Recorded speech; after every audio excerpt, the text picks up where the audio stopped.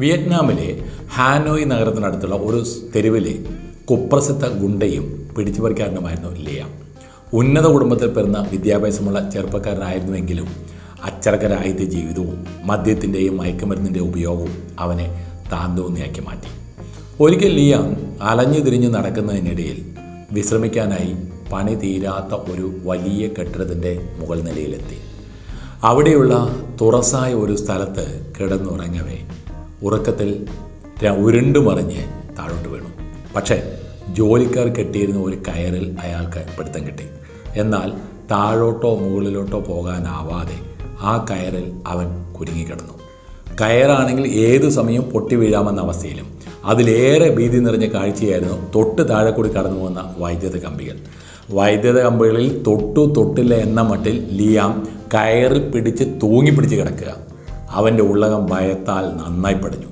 ജനങ്ങളെല്ലാം തടിച്ചുകൂടി പോലീസിനെയും രക്ഷാസേനയും വിവരം അറിയിച്ചു. വൈദ്യുതി വിച്ഛേദിക്കാനായി വൈദ്യുതി തരുന്ന കമ്പനിയുടെ ഓഫീസിൽ വിവരം അറിയിച്ചു.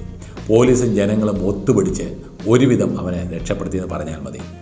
രക്ഷപ്പെട്ട നിർവൃതിയിൽ അവൻ എല്ലാവരെയും നോക്കി ഒന്ന് പുഞ്ചിരിക്കുകയും താങ്ക്സ് പറയുകയും ചെയ്തു. വഴിവിട്ട ജീവിതത്തിലേക്ക് മാറിയതിന് ശേഷം ആദ്യമായിട്ടാണ് അവൻ മറ്റുള്ളവരെ നോക്കി ഒന്ന് പുഞ്ചിരിക്കുകയും നന്ദി പറയുകയും ചെയ്യുന്നത്. തൻ്റെ ജീവൻ രക്ഷിക്കാൻ വേണ്ടി ജനങ്ങളെല്ലാം ഒരുമിച്ച് കൂടിയത് അവനെ നന്നായി സന്തോഷിപ്പിച്ചു. തൻ്റെ ചെയ്തികൾ കാരണമാണ് ജനങ്ങൾക്ക് തന്നോട് വെറുപ്പെന്നും നേരെ മറിച്ച് എല്ലാവരും നല്ല സ്നേഹമുള്ളവരാണെന്നും ലിയാം തിരിച്ചറിഞ്ഞു. ഉദ്യോഗസ്ഥരും നാട്ടുകാരും അടങ്ങുന്ന ആൾക്കൂട്ടത്തിലെ ഓരോരുത്തരോടും ലിയാം പ്രത്യേക നന്ദി അറിയിച്ചു. അങ്ങനെ സന്തോഷവാനായി അവിടെ നിന്നും വീട്ടിലേക്ക് മടങ്ങി. എല്ലാവരോടും ഒരു കൃതജ്ഞതാഭാവം അവൻ്റെ മനസ്സിൽ തളിരിട്ടു. നടക്കുന്നതിനിടയിൽ വിശപ്പ് തോന്നിയ ലിയാം ഒരു ഭക്ഷണശാലയിൽ കയറി ഭക്ഷണം കഴിച്ചു. ഭക്ഷണം കൊണ്ടുവന്ന വെയിറ്ററോട് അവൻ നന്ദി പറഞ്ഞു. വെയിറ്റർക്ക് അവനിൽ നിന്നും അതൊരു പുതിയ അനുഭവമായിരുന്നു. അയാൾ ലിയാമിനെ നോക്കി ഹൃദ്യമായി ഒന്ന് പുഞ്ചിരിച്ചു. ലിയാം വളരെയധികം സന്തോഷവാനായി. ഈ സംഭവങ്ങൾ ലിയാമിൻ്റെ ജീവിതത്തിൽ പരിവർത്തനങ്ങളുണ്ടാക്കി. തൻ്റെ വഴിവിട്ട ജീവിതത്തിൽ നിന്ന് അവൻ മാറി സഞ്ചരിച്ചു. നന്ദി പറയൽ പോലുള്ള നല്ല പെരുമാറ്റശീലങ്ങൾ പാലിച്ചാൽ ഹൃദയബന്ധം സാധ്യമാകുമെന്ന് അവൻ തിരിച്ചറിഞ്ഞു. നന്ദി പറയലും നന്ദിയുള്ള മനസ്സും എത്രമാത്രം ജീവിതത്തെ മാറ്റിമറിക്കുന്നുവെന്ന് ഈ കഥ നമ്മോട് പറഞ്ഞു തരുന്നു. ഏതവസ്ഥയിലും നന്ദി പറയാൻ കഴിഞ്ഞാൽ അത് ജീവിതത്തിൽ വലിയ വിജയങ്ങൾ കൊണ്ടുവരും. എല്ലാ വേദഗ്രന്ഥങ്ങളും പുണ്യപുരുഷന്മാരും പ്രചോദന പ്രഭാഷണങ്ങളും മോട്ടിവേഷണൽ പുസ്തകങ്ങളും നിരന്തരം ഉദ്ബോധിപ്പിക്കുന്ന ഒരു കാര്യമാണ് നന്ദി പറയലും കൃതജ്ഞതാഭരിതമായ ജീവിതവും.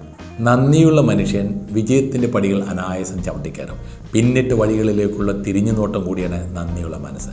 ബിസിനസ്സിൽ ഒരുതരം മടുപ്പ് അനുഭവപ്പെട്ട ഒരു യുവ ബിസിനസ്സുകാരൻ തൻ്റെ മെൻറ്റർ തനിക്ക് നൽകിയ ഉപദേശം വലിയ മാറ്റം വരുത്തിയ കഥ പറയുന്നുണ്ട് റീഡേഴ്സ് ഡൈജസ്റ്റ് മാഗസിനിൽ. മെൻറ്റർ അവന് നന്ദിയുടെ ശക്തിയെക്കുറിച്ച് വിലപ്പെട്ട പാഠം നൽകി. എല്ലാ ദിവസവും നന്ദിയുള്ള എന്തെങ്കിലും കണ്ടെത്തണമെന്നും ചുറ്റുമുള്ളവരോട് നന്ദി പ്രകടിപ്പിക്കണമെന്നും നിർദ്ദേശിച്ചു. ആദ്യം ഈ ആശയം മണ്ടത്തരമാണെന്ന് തോന്നിയെങ്കിലും എല്ലാത്തിനും നന്ദിയുള്ളവനാകാൻ ബോധപൂർവമായ ശ്രമം നടത്തി. ഭാര്യയുടെ സ്നേഹത്തിനും പിന്തുണയ്ക്കും അദ്ദേഹം നന്ദി പറഞ്ഞു.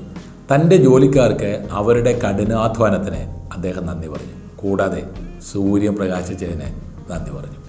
ദിവസം കഴിയുന്തോറും ബിസിനസ്സുകാരൻ അത്ഭുതകരമായ ഒരു കാര്യം ശ്രദ്ധിച്ചു. ചുറ്റുമുള്ള ആളുകൾ കൂടുതൽ സന്തുഷ്ടരും അവനെ സഹായിക്കാനായി കൂടുതൽ സന്നദ്ധരുമായി കാണപ്പെട്ടു. അവൻ്റെ ജീവനക്കാർ കൂടുതൽ കഠിനാധ്വാനം ചെയ്തു. അവൻ്റെ ഉപഭോക്താക്കൾ കൂടുതൽ സംതൃപ്തരായിരുന്നു. അവൻ്റെ കുടുംബം കൂടുതൽ വാത്സല്യമുള്ളവരായിരുന്നു.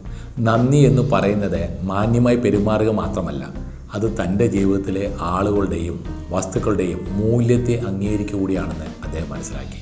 നമ്മുടെ ജീവിതത്തെയും നമുക്ക് ചുറ്റുമുള്ളവരുടെ ജീവിതത്തെയും പരിവർത്തനം ചെയ്യാൻ കഴിയുന്ന ഒരു ശക്തമായ മന്ത്രമാണ് നന്ദി എന്നാണ് ഈ കഥയുടെ സന്ദേശം. വീണ്ടും അടുത്തൊരു വീഡിയോയുമായി വരുന്നവരെ this is Sudheer Menon signing off.